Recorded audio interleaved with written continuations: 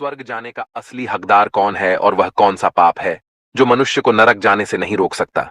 आज एक धार्मिक कथा के माध्यम से हम आपको बताएंगे कि पूजा पाठ, दान, धर्म आदि प्रकार के करोड़ों पुण्य करने के बाद भी मनुष्य नरक में क्यों जाता है और अत्यधिक पाप करने पर भी किस पुण्य के लिए मनुष्य को स्वर्ग की प्राप्ति होती है। दोस्तों, मध्य देश की बात है। एक ही समय पर 5 मनुष्यों की मृत्यु हो जाती है और वे सभी यमलोक में पहुंच जाते हैं। यमलोक का दृश्य देखकर वे भयभीत हो जाते हैं। विशाल काय आकार वाले यमराज सुवर्ण से बने सिंहासन पर विराजमान होते हैं। उनके पास चित्रगुप्त बैठे हैं, जिनके पास सभी प्राणियों का लेखा जोखा रखा हुआ है। यम के दूत प्राणियों को आगे धकेल रहे हैं। कुछ मनुष्य जोर जोर से विलाप कर रहे होते हैं, तो कुछ मनुष्य अत्यंत प्रसन्न होकर चल रहे होते हैं।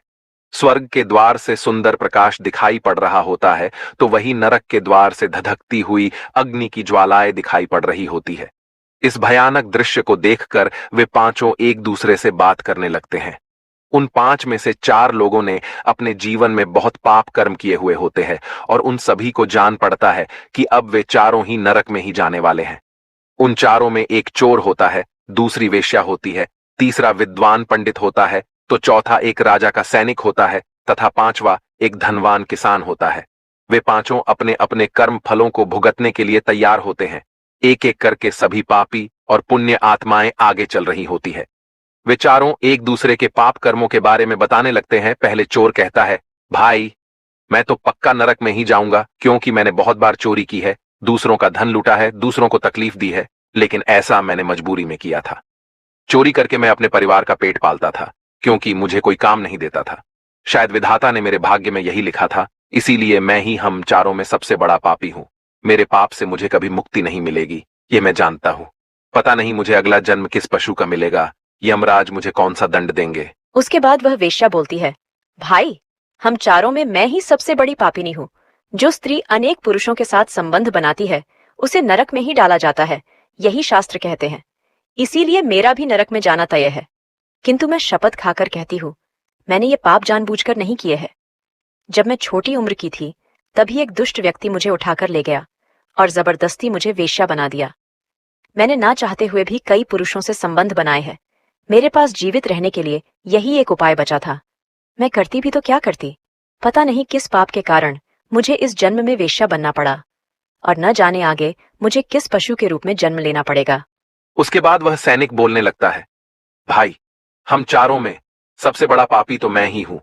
मैंने बहुत बड़े पाप किए हैं। मैं राजा का सिपाही था, इसीलिए मैं लोगों पर जोर जबरदस्ती करता था। मैंने कितनों के प्राण लिए हैं, न जाने कितने मासूम लोगों को सताया है, न जाने कितने निर्दोष लोगों को मेरे हाथ से दंड मिला है। यमराज मुझे कभी क्षमा नहीं करेंगे और मैं निश्चित ही नरक में ही जाऊंगा। लेकिन मैंने ये सभी पाप जानबूझकर नहीं किए हैं। अपने प्राणों के भय से और परिवार के पालन पोषण के लिए मुझे ये पाप करने पड़े हैं। हमारा राजा जो कहता था, उसका पालन हमें करना पड़ता था। राजा के विरुद्ध भला कोई साधारण मनुष्य कैसे जा सकता है। ये सभी पाप करते हुए मुझे अत्यंत दुख भी होता था और मैं जानता था कि ये पाप करने से मुझे नरक की ही प्राप्ति होगी। किंतु परिवार के मोहवश होकर मैंने ये काम किया है। लेकिन पाप तो पाप होता है, पाप करके पश्चाताप करने का क्या फायदा। इसीलिए मेरा नरक में जाना तो तय है। उसके बाद वह विद्वान पंडित बोलता है, भाई, हम चारों में से सबसे बड़ा पापी तो मैं हूं।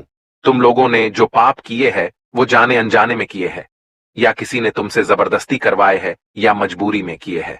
किंतु मैं तो विद्वान था, मैं सब सत्य असत्य जानता था, मुझे सच और झूठ का ज्ञान था। लेकिन फिर भी मैंने धन के लोभवश ये पाप किए हैं। शास्त्र कहते हैं कि जो सब कुछ जानकर भी पाप करता है, वह निश्चित ही नरक में गिरता है। मैंने अपने ज्ञान का दुरुपयोग किया है। मैंने अपने ज्ञान का उपयोग लोगों की सहायता के लिए नहीं, बल्कि धन को कमाने के लिए किया है। मेरे घर की परिस्थिति अत्यंत गरीब थी। मेरे पिता भिक्षा मांगकर गुजारा करते थे, लेकिन मैंने अपने घर की गरीबी को दूर करने के लिए धन लेकर ज्ञान देने की चेष्टा की है। शास्त्र कहते हैं, जो विद्वान ब्राह्मण अपने ज्ञान का दुरुपयोग करता है, उसे निश्चित ही नरक में जाना पड़ता है। मैंने लोगों को ज्ञान देने के बदले में उनसे धन लिया है, कभी किसी को मुफ्त में ज्ञान नहीं दिया। इसीलिए आप चारों में सबसे बड़ा पापी तो मैं ही हूं और मुझे ही नरक में जाना पड़ेगा।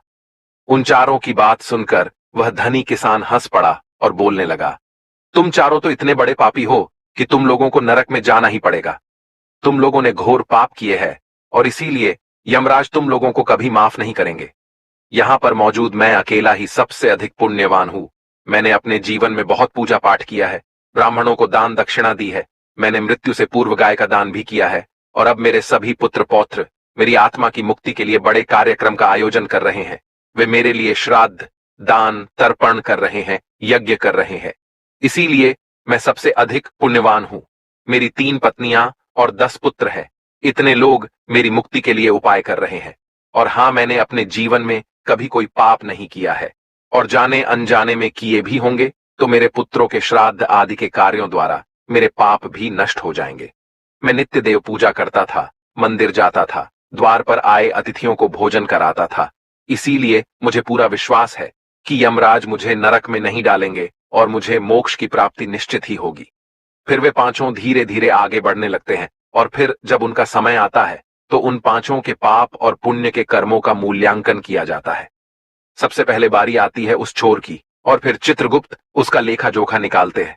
कुछ देर तक विचार करने के बाद, उसके पाप पुण्य का मूल्यांकन करने के बाद यमराज उसे स्वर्ग में जाने के लिए कहते हैं। इस निर्णय को सुनकर चोर आश्चर्य में पड़ जाता है और बड़ी ही प्रसन्नता से वह स्वर्ग के दरवाजे की ओर चला जाता है। दूसरी बारी आती है वेश्या की। चित्रगुप्त उस वेश्या का भी लेखा जोखा निकालते हैं, और कुछ देर तक विचार करने के बाद उसके पाप पुण्य का मूल्यांकन करके यमराज उसे भी स्वर्ग में जाने के लिए कहते हैं।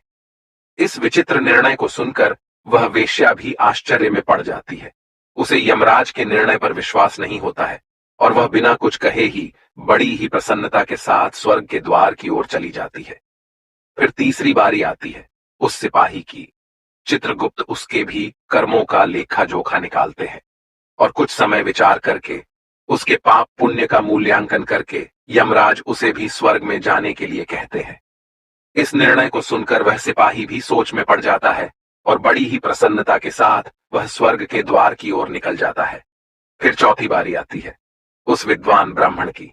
चित्रगुप्त उस ब्राह्मण के कर्मों का लेखा जोखा निकालते हैं और कुछ देर तक विचार करते हैं। फिर यमराज उस ब्राह्मण को भी स्वर्ग में जाने के लिए कहते हैं। फिर वह विद्वान ब्राह्मण विचार करता है, मैंने तो पाप किया है, फिर मुझे क्यों स्वर्ग में भेज रहे हैं। फिर वह भी मन ही मन प्रसन्न होकर स्वर्ग के द्वार की ओर चलने लगता है। उन चारों को स्वर्ग में जाता देख वह धनवान किसान बहुत दुखी और क्रोधित हो जाता है। वह सोचने लगता है कि ये कैसा न्याय है, इन पापियों को स्वर्ग जाने का मौका मिल रहा है, फिर मैंने जो पुण्य के काम किए हैं उनका क्या। पापी और पुण्यवान एक ही जगह पर डाले जाएंगे तो पुण्य करने का फायदा ही क्या।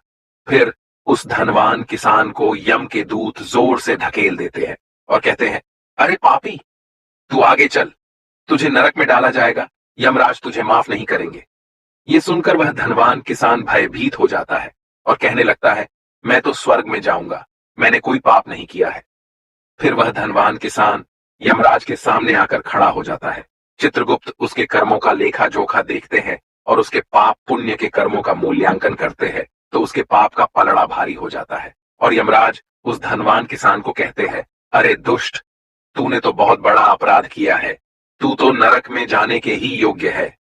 इतना सुनते ही वह किसान थर थर कांपने लगता है और यमराज से कहता है, हे धर्मराज, यह अन्याय है। मैंने तो जीवन में कोई पाप नहीं किए हैं और पुण्य ही किए हैं। आप मुझे नरक में क्यों डाल रहे हैं। और मुझसे पहले जो 4 लोग गए थे वे तो घोर पापी थे, उन्होंने बड़े बड़े पाप और अपराध किए हैं, उन्हें तो आपने स्वर्ग में डाल दिया है। आप ऐसा अन्याय मेरे साथ क्यों कर रहे हैं। अगर ऐसा अन्याय होगा तो भले कौन सा मनुष्य धरती पर पुण्य करेगा। फिर यमराज कहते हैं, अरे पापी, तूने जो पाप किया है वह तो उन 4 के पापों के सामने कुछ भी नहीं है। तेरे एक पाप के कारण तेरा सारा पुण्य फल नष्ट हो गया है।